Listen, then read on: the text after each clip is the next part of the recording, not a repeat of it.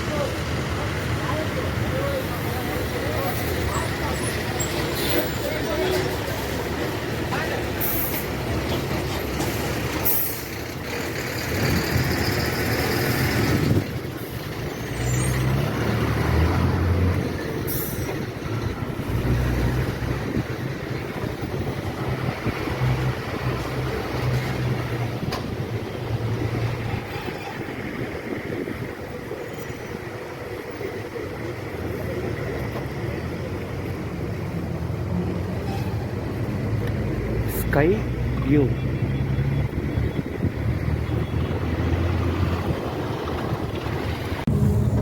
Bluetooth mode.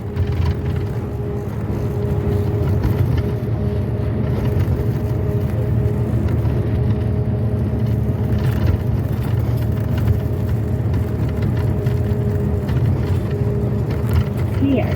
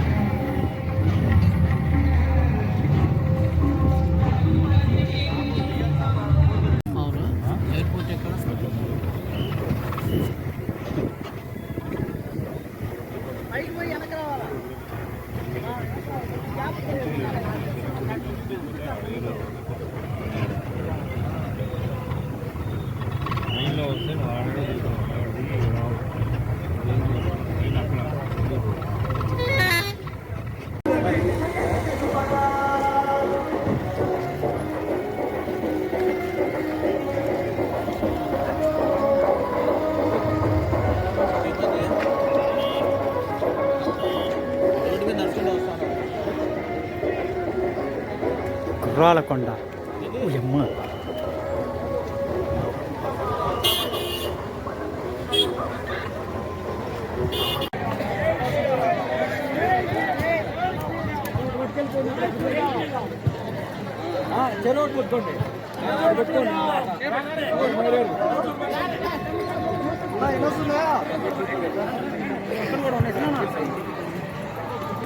Foundation.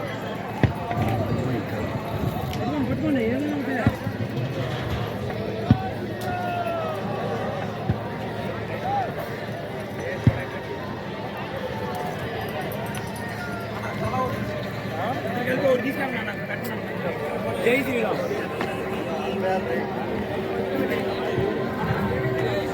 నా ఎక్కడ మన వాళ్ళు కడప కడప మేము కూడా కడప మీరు రాయండి సార్.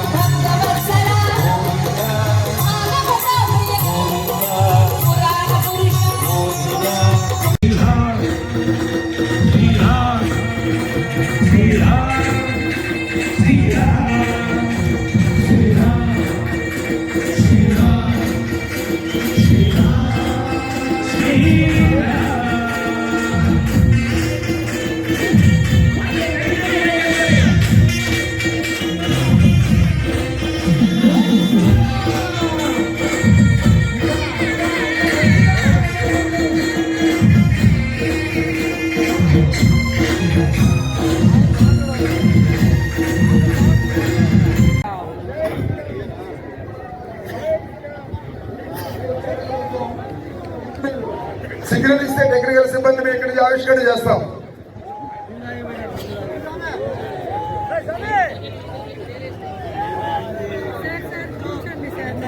ఒక్క నిమిషం ముందక్కడ వస్తే అక్కడ ప్లే చేసేయండి, మధ్యలో ఇక్కడ ప్లే చేద్దాం. మన విశ్వ హిందూ పరిషత్ ఉపాధ్యక్షులు, Laila group of industries chairman, ప్రముఖ విద్యాదాత, ఈ హైందవ శంకరావ సభాధ్యక్షులు, మాన్యులు, నరసాపురం పార్లమెంటు మాజీ సభ్యులు శ్రీ గోకరాజు గంగరాజు గారి అమృత హస్తాలతో ఈ భగవద్గీత గీతాన్ని ఆవిష్కరణ చేయవలసిందిగా స్వామిని తరపున ప్రార్థిస్తున్నాం.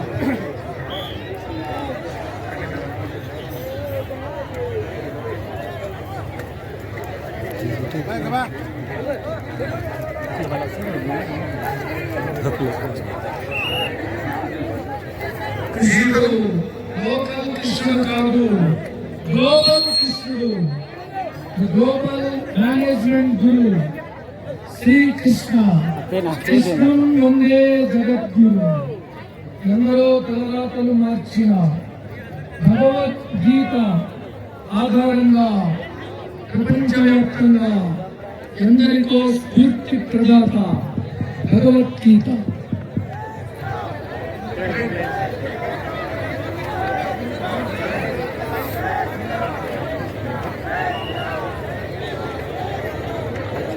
మాన్య గంగరాజు గారి అమృత హస్తాలతో ఈ భగవద్గీత గీతం ప్రారంభమవుతుంది.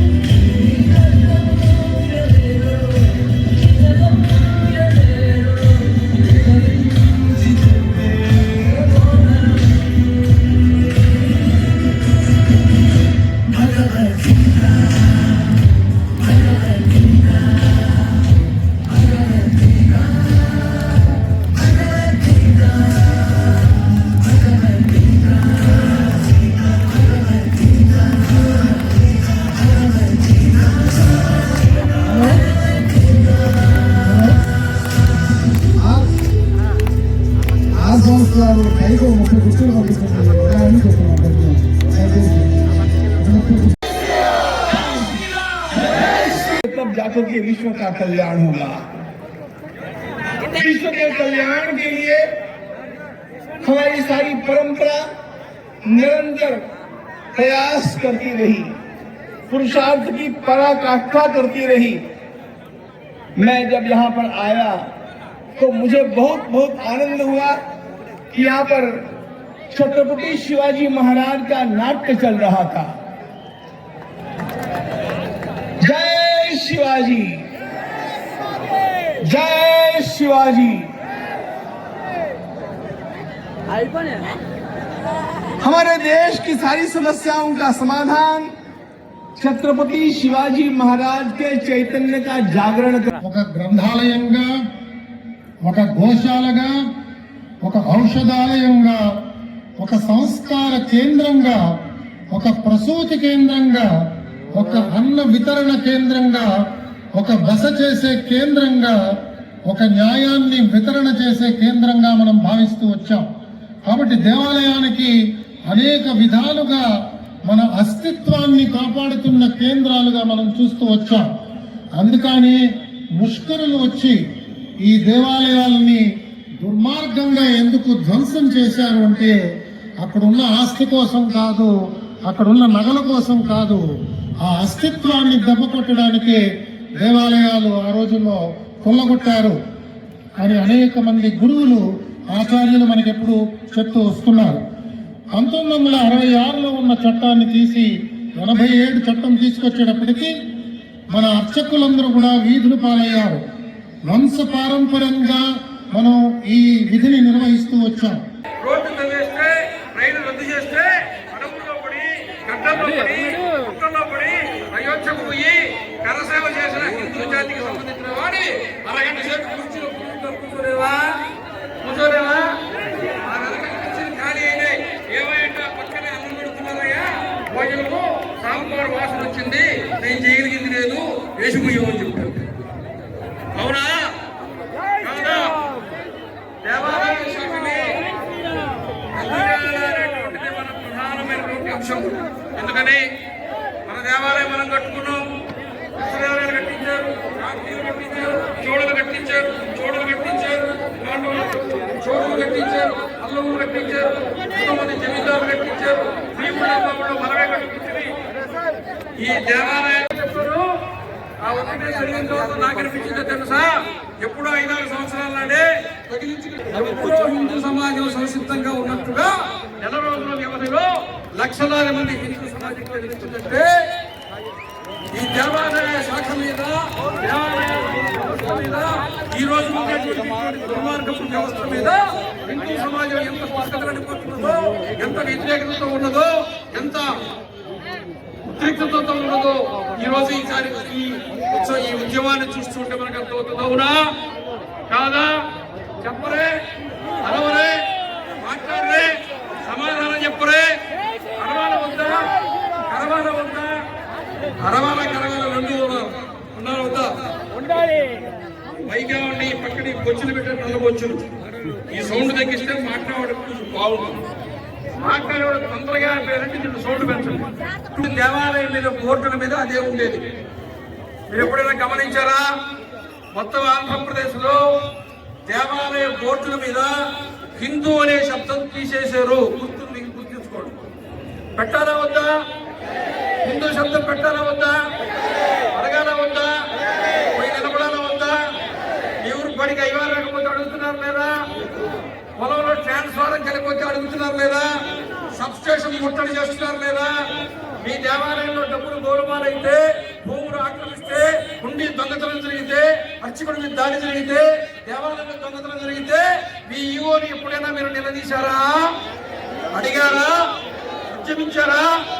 నిలబడ్డారా? ఎప్పుడు మొదలు పెడతారు? గుర్తించారా? ఇక్కడ ఉండేవాళ్ళేనా? టీవీలో చూసేవాళ్ళు అడగరా? మీరు చెప్తే ఎవరు వింటారో వాళ్ళు అడగరా? మొత్తము హిందూ సమాజం ఈ రోజున దేవాలయాన్ని ప్రశ్నించేటువంటి స్వభావాన్ని ఈ రోజు నుంచి కలిగి ఉండడం అనేది ప్రారంభం అవుతుందా లేదా? అడగతారా లేదా? అడగతారా లేదా? అడగాల వద్దా? అవునా? 2006-2007 సంవత్సరంలో షామీర్పేట మండలంలో అక్కడ శ్రీరాముడి దేవాలయాల భూములు అమ్మేస్తే దానికి సంబంధించిన మొత్తం రాష్ట్రంలో పెద్ద ఉద్యమం జరిగితే అప్పుడు కదిలి వచ్చిన ప్రభుత్వం జస్టిస్ వెంకట్రామరెడ్డి కమిషన్ వేసింది. ఇప్పటికి 15 సంవత్సరాలు 16 సంవత్సరాలు అయిపోయింది. ఈ రోజుకి ఆ కమిషన్ రిపోర్టు బయట పెట్టలే. ఎన్ని లక్షల ఎకరాల భూములు అన్యాక్రాంతమైనాయో, అల్లుళ్ళ కట్నం కింద ఇచ్చారో, రైళ్లు దిగి ఉప్పులూరు స్టేషన్ నుంచి మీరు స్థానాలు పిలిచిస్తుంటే పక్కన ఏ ఎఫ్సిఐ గోడౌన్లు కనపడ్డాయో అవి కూడా దేవాలయ భూమిని ప్రభుత్వమే ఆక్రమించి కట్టుకున్నటువంటి గోడౌన్లు. శంఖనాదాన్ని పూరించిన విశ్వ హిందూ పరిషత్ నిర్వహించిన సరస్వతి శిశు మందిర్లో నా ప్రాథమిక విద్య అభ్యాసం జరిగింది.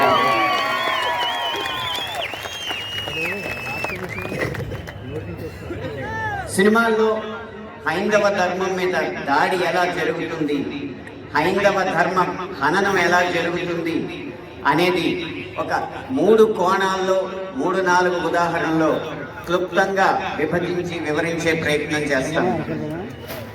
ఇక్కడ దాడి 3 కోణాల్లో జరుగుతుంది.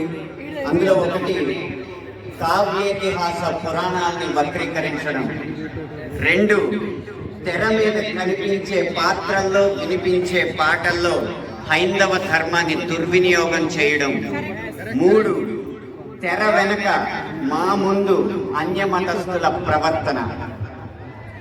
ఈ 3 అంశాల్లో మొదటిది కావ్య పురాణేతిహాసాల వక్రీకరణ.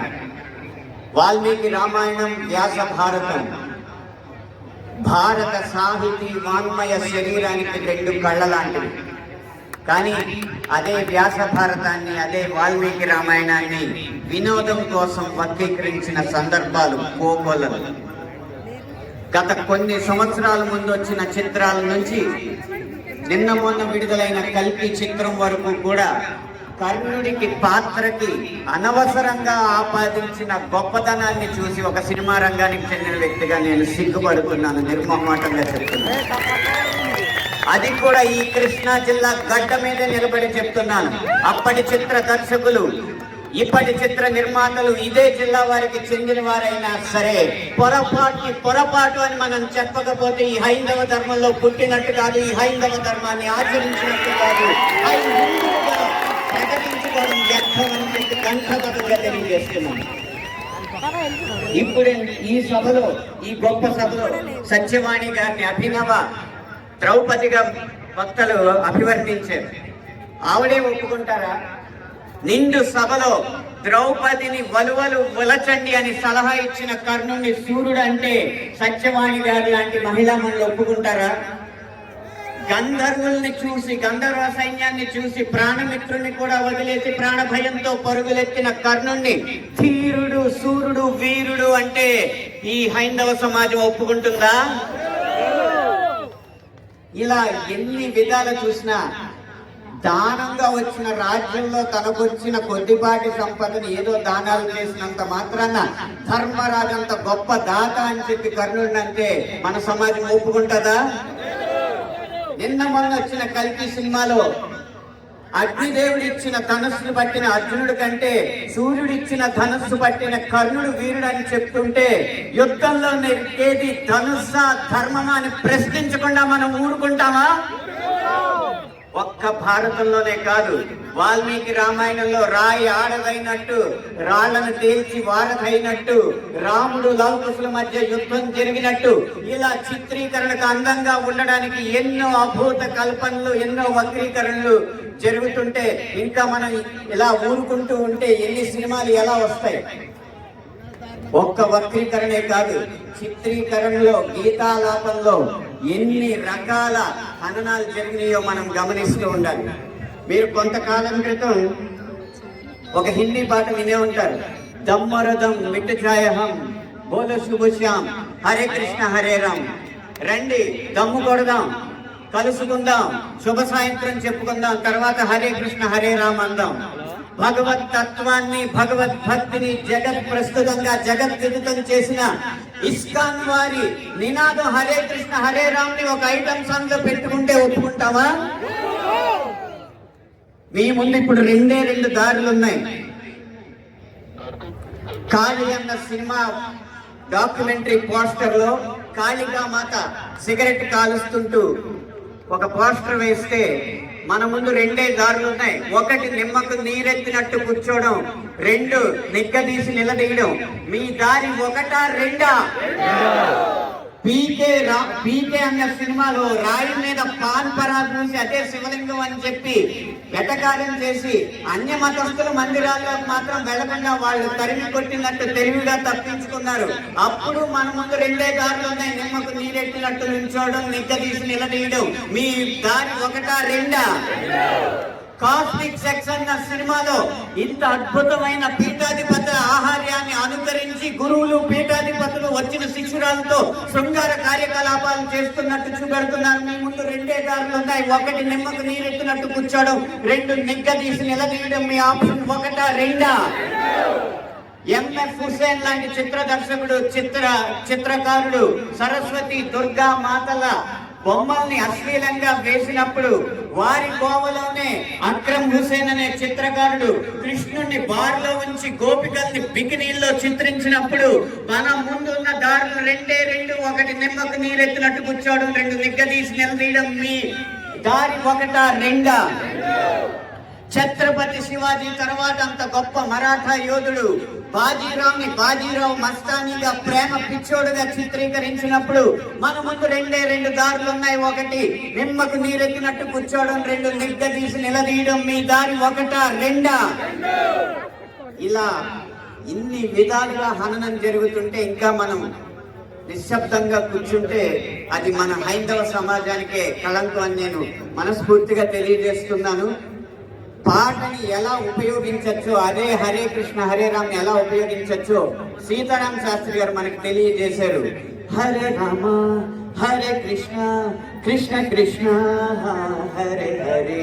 రామున్నైనా కృష్ణున్నైనా కీర్తిస్తూ కూర్చుంటామా? వాళ్ళేం సాధించారో కొంచెం గుర్తిద్దాం మిత్రమా. సంద్రం కూడా స్తంభించేలా మన సత్తా చూపిద్దామా? సంగ్రామంలో తెలుపమా? ఇది పాట ద్వారా సమాజ హితం కోరడం అంటే, ఇది పాట ద్వారా మార్పు తీసుకురావడం అంటే, ఇది పాట ద్వారా ఉత్సాహం రేకెత్తడం అంటే, ఉత్తేజం రేకెత్తడం అంటే, ఉత్తేజితుల్ని చేయడం అంటే, ఈ దారిలో మాలాంటి పాటల రచయితలు అందరూ నడవాలని నేను కోరుకుంటున్నా. ఇక ఆఖరి అంశం మాకు వ్యక్తిగతంగా జరిగేది తెర వెనక సినిమాల్లో అన్య మతస్థులు చేసేది ఒక్క అనుభవం చెప్పి మీకు ముగిస్తాను.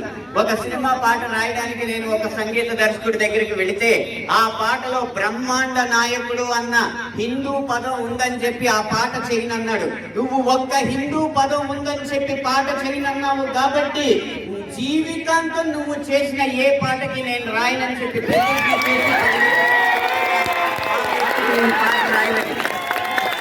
అలాగే ఒక పక్క రాష్ట్రం సంగీత దర్శకుడు వెళ్ళగానే దర్శక నిర్మాతలతో తిరుపతి ఆలయ విధానాన్ని విమర్శిస్తూ ఉంటే వాళ్ళు నిన్నక కూర్చుంటారు. ఎందుకంటే వాళ్ళకి మార్కెట్ ఉంది కాబట్టి. ఇదే మనం గీత గీయాలి కింద. సినిమా అనేది నేను ముందు చెప్పినట్టు కళాత్మకమైన వ్యాపారం కాబట్టి ఆ వ్యాపారాన్ని సినిమాకి లేకుండా చెయ్యాలంటే హిందూ ధర్మాన్ని హననం చేసే సినిమాలని, హిందూ ధర్మంపై దాడి చేసే సినిమాలని ప్రభుత్వం బహిష్కరించకంటే ముందు మనం తిరస్కరించాలి. బహిష్కరణ కంటే తిరస్కరణే గొప్ప మార్గం. ముందు మనం తిరస్కరిద్దాం. వారికి వ్యాపారం రాదు, డబ్బులు రావు.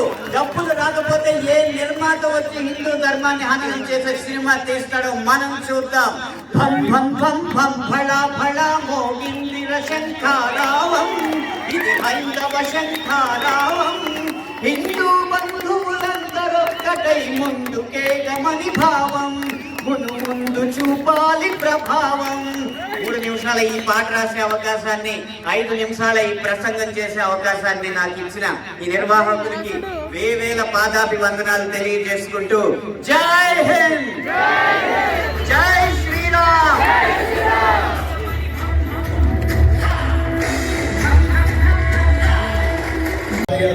ఎన్నెన్నో ఉన్నాయి.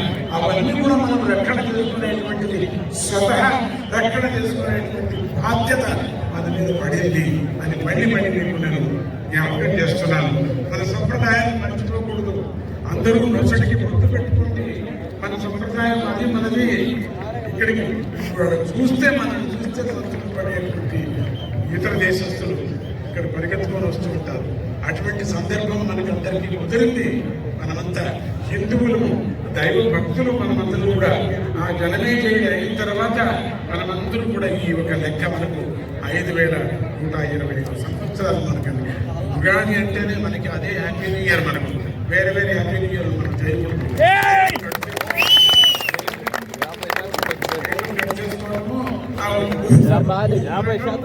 అది ఇంకా వెలిగించండి కానీ లైట్ చూసుకున్నకూడదు. మనం వెలిగించుకుంటారా? ఈ రోజు మనం అనుకున్నటువంటి వేదికలు వేసుకున్నారో వాళ్ళకి దిగ్విజయం కలగని అని అంటూ ఈ పిలుపు ఇక్కడికి దిగంతానికి వెళ్ళని, అక్కడికి ఉండేటువంటి ఎవరెవరు ఉన్నారో వాళ్ళందరికీ కూడా వెళ్ళని, మన ప్రార్థన పరమాత్ముడికి వెళ్ళని. మనమందరూ గ్రూప్గా ఎందుకు భగవంతుడిని స్మరణ చేయటమంటే అందరూ చేరేటువంటి శక్తి ఇక్కడ 47 ఉంటుంది. ఇక్కడ ఈ రోజు జై బోలో హనుమాన్కి, జై హనుమాన్కి, ఇది 47 ఉంటుంది ఈ శబ్దం అంతా. అటువంటి రికార్డ్ అయిపోయింది. అటువంటి భారత భూమిలో మనము కొన్ని కోల్పోతున్నాం. కోల్పోకూడదు. మన హక్కును మనం సాధించుకోవాలి అని అంటూ, మన ధర్మాన్ని మనం పాలించుకుందాం అని అంటూ ఇప్పుడే 2 ప్రతిష్ఠ చేసుకొని వచ్చాను. మళ్ళీ ఇంకా 2 ప్రతిష్టలకి ఇప్పుడు వెళ్తున్నా, బయలుదేరుతున్నా. మధ్యలో అంతరాయం కలిగించాను. చాలా మహాత్ములు మాట్లాడేటువంటి సందర్భాలు ఉన్నాయి. దానికన్నా ముందే నా మీద ప్రేమతో నాకు ఈ 2 నిమిషాలు కనిపించారు. మీ అందరికీ నేను సెల్ ఫోన్ కొంతసేపు వాడిన తర్వాత ఏం చేయాల్సి వస్తుంది? దానికి మళ్ళీ ఛార్జింగ్ పెట్టాలా, రీఛార్జ్ చేయాలి. చేయకపోతే సెల్ ఫోన్ పనిచేస్తుందా? సెల్ ఫోన్ లేకపోతే మన రోజు గడుస్తుందా? ఏది కట్టాలన్నా, ఏది పెట్టాలన్నా లేచినప్పటి నుంచి రాత్రి పడుకునేదాకా, పడుకున్నప్పటి నుంచి మళ్ళీ తెల్లారగట్ట లేచేదాకా సెల్ ఫోన్ మీద ఆధారపడ్డ బతుకులు మనవి, అవునా కదా? మరి ఆ సెల్ ఫోన్ రీఛార్జ్ చేసుకోవాలా వద్దా? చేసుకోవాలంటే సెల్ ఫోన్ ఎక్కడ పెట్టాలి? ఎక్కడో ఒక పాయింట్ లో పెట్టాలి కదా. ఆ పాయింట్ పెర్ఫెక్ట్ గా ఉండాలా వద్దా? వంకర టింకర కనెక్షన్స్ ఉంటే అది పనిచేస్తుందా? పనిచేయదు. మన శరీరమే ఒక సెల్ ఫోన్ అనుకోండి. మన జీవితమే ఒక సెల్ ఫోన్ జీవితం. మన భారతీయ జీవన వ్యవస్థ ఒక సెల్ ఫోన్ జీవితం అనుకోండి. ప్రొద్దున లేచినప్పటి నుంచి మర్నాటి ప్రొద్దున లేచేటంత వరకు ఎన్ని పనులు మనం చేస్తున్నామో వీటన్నిటికీ కూడా కేవలం బతుకు కోసం మనం చేయటలా, భగవంతుడి సేవగా చేస్తున్నాం. వివాహం జరిగినా భగవత్ సేవగా, భోజనం చేసినా లోపలుండే అంతరాత్మకి మన నైవేద్యం పెడుతున్నట్టుగా. వ్యవస్థ బాగోలేకపోతే, ఆలయ వ్యవస్థ సరిగ్గా సాగకపోతే మన జీవితానికి కూడా మళ్ళీ అర్థం చెప్పుకోగలిగే స్థితి ఉండదు. కనుకనే ఆలయాలు బాగుండాలి.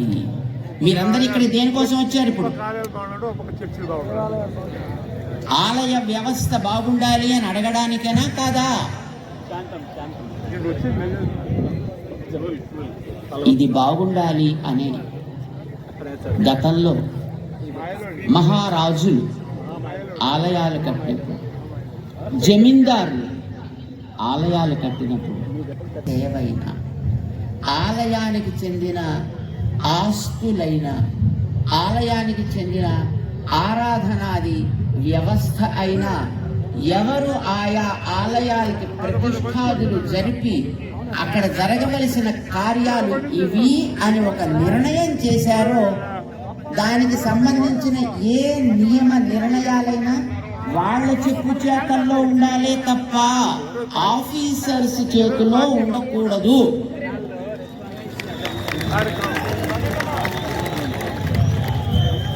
ఆఫీసర్స్ ఉంటారంటే మాకు అభ్యంతరం లేదు, కానీ ఆ ప్రతిష్టాదులు చేసినటువంటి పెద్దలు ఎవరున్నారో వాళ్ళ ఆదేశానికి విరుద్ధం కాని రీతిలో వాళ్ళు వాటిని నిర్వహించగలిగేట్టుగా అయితే వాళ్ళు ఉండాలి, లేకపోతే వాళ్ళు అక్కడ ఉండాల్సిన అవసరం లేదు. అంగీకరిద్దామా దానికి?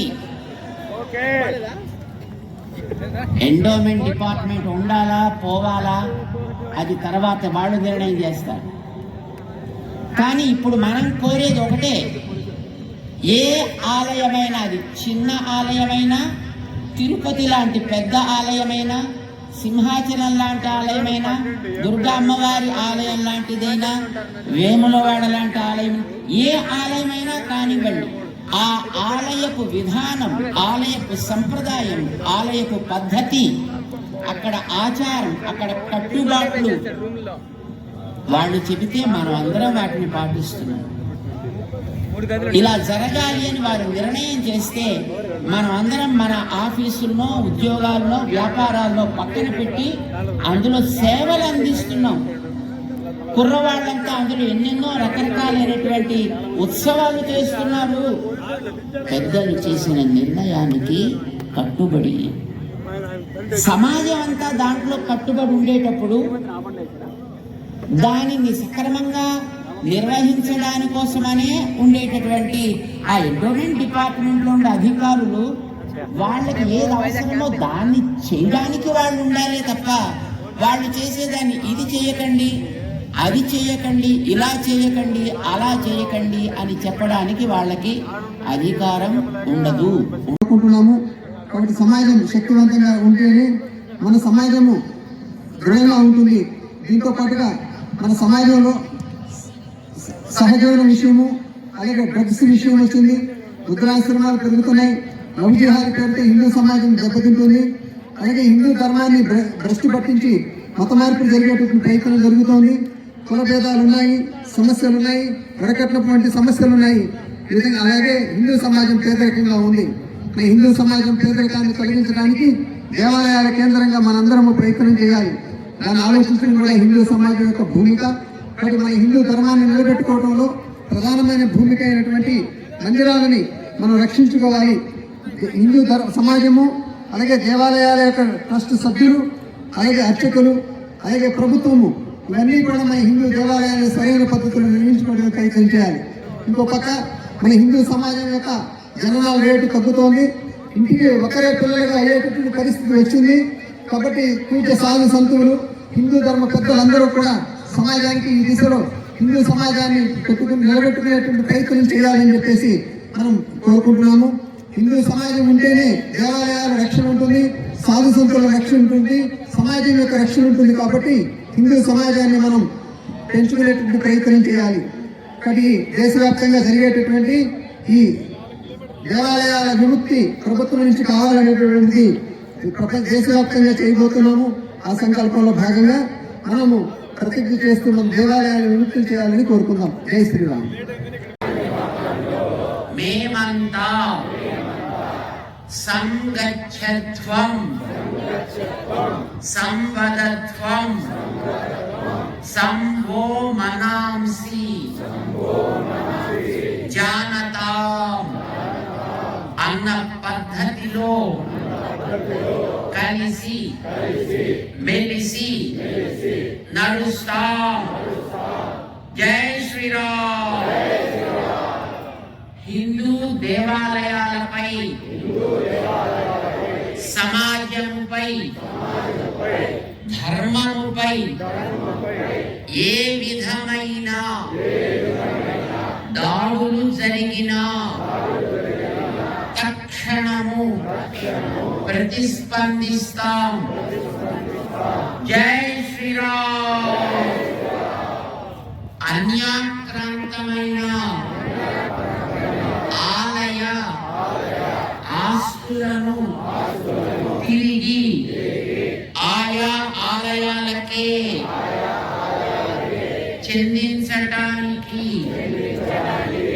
తగిన రీతిలో పోరాడి ఆలయాలను రక్షించుకుంటాం.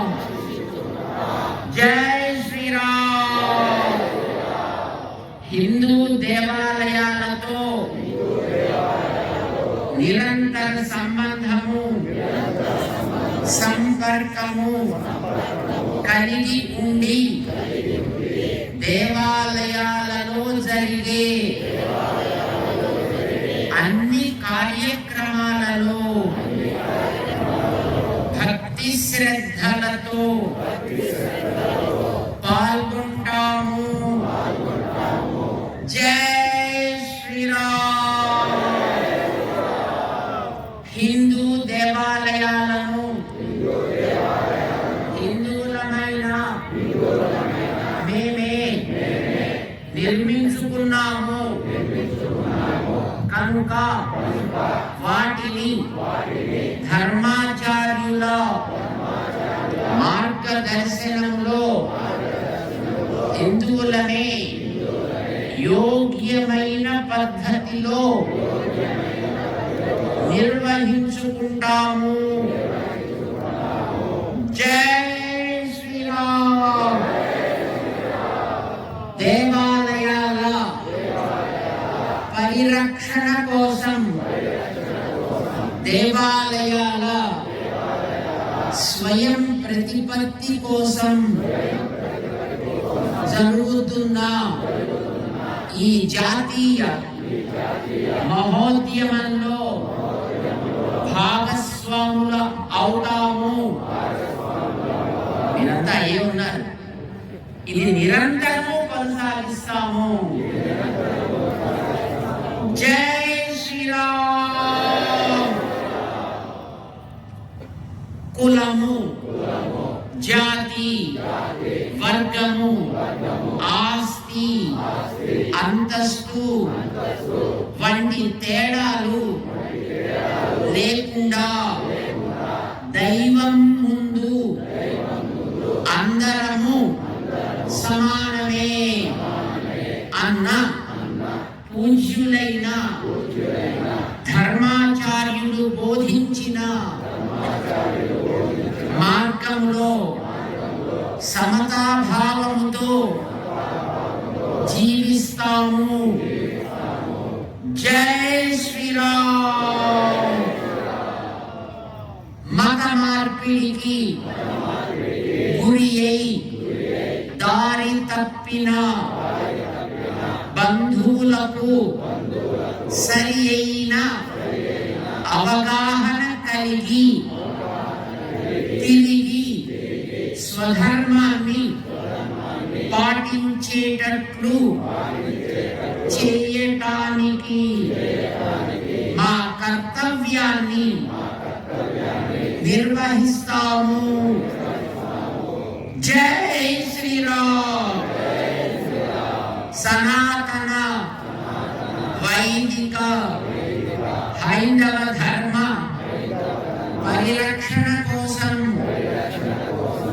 తను మన ధనములతో శ్రద్ధతో కృషి చేస్తామని ప్రతిజ్ఞ చేస్తున్నాము.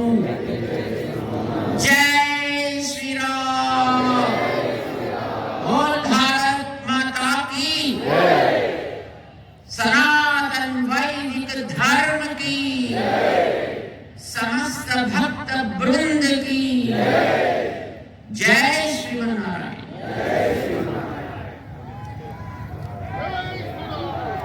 తీసేయాలి అని అంటే నేను తీయడానికి ఒప్పుకుంటానే తప్ప పర్వాలేదులేంటి ఉంచండి, నా శరీరం అంతా కుళ్ళిపోయినా పర్వాలేదు అని తెలివైన వాళ్ళు ఎవరు అన్నారు, నేను కూడా. అలానే ఇవాళ సమాజంలో ఎదురవుతూ ఉన్నటువంటి సమాజంలో ఎక్కడెక్కడ అన్య మతపరంగా ఉన్నటువంటివి అవి ఏవైనా సరే, ఎంతవరకు మనకి పెద్దలు ఎందరో చెప్పారు, వాటిని అన్నింటినీ ఎదుర్కొనేటటువంటి శక్తి సామర్థ్యాలు మనకి కావాలి. పరాశర సంహితలో రామచంద్రుడు దశకంఠ రావణుని వధించిన తర్వాత వెళుతూ ఉంటే ఆకాశవాణి పలుకుతుంది, అయ్యా దశకంఠ రావణుడే కాదు కాదు, శతకంఠ రావణుడు ఉన్నాడు, వాడిని కూడా వధించాలి. సరే, ఆ శతకంఠ రావణుడు కూడా భూమి మీద ఎక్కడ లేడు, అంతరిక్షంలో ఉన్నాడు. అంతరిక్షంలో ఉన్నటువంటి వాడికి అగ్నియే ఒక ప్రాకారంగా ఉంది వాడికి. అటువంటి అగ్ని किसी के मर जाने पर श्रद्धांजलि सभा को मंदिर के प्रांगण में करते थे। दो लोगों में झगड़ा हो जाता था तो वो दोनों मंदिर में आते थे, भगवान की मूर्ति के समक्ष पंचों के साथ बैठते थे और फैसले हो जाते थे। तो ये मंदिर हमारे सामाजिक जीवन का केंद्र थे, हमारे सांस्कृतिक जीवन का केंद्र थे, शिक्षा का केंद्र थे, क्या डिस्प्यूट्स रिजोल्यूशन होता था। దయచేసి విఐపి పాస్ ఉన్నటువంటి వారు మాత్రమే విఐపి గ్యాలరీలో కూర్చోండి. ఇందులో అనేక శ్రేణి ఉన్నారు. ఈ కార్యక్రమానికి ఎంతగా సహకరించారంటే, రాక్షస సంహారం కోసం తన యొక్క వెన్నుముకని అందించినటువంటి దధీచి మహర్షి, శత్రు సంహారం రాక్షస మర్దనం జరగాలని ఆయన ఎంత సహకరిస్తే అది జరిగిందో, మన దాతలు ముందుకొచ్చి భూరి విరాళం, గుప్త విరాళం ఇచ్చి ఈ కార్యక్రమాన్ని ఇంత వైభవంగా చేసుకోవడానికి సహకరించినటువంటి మహానుభావులు, అటువంటి దాతలు విఐపి గ్యాలరీలో కూర్చోవడం కోసం ఏర్పాటు చేసుకున్నాం. ఈ కార్యక్రమానికి ముందుండి నడిపించవలసిన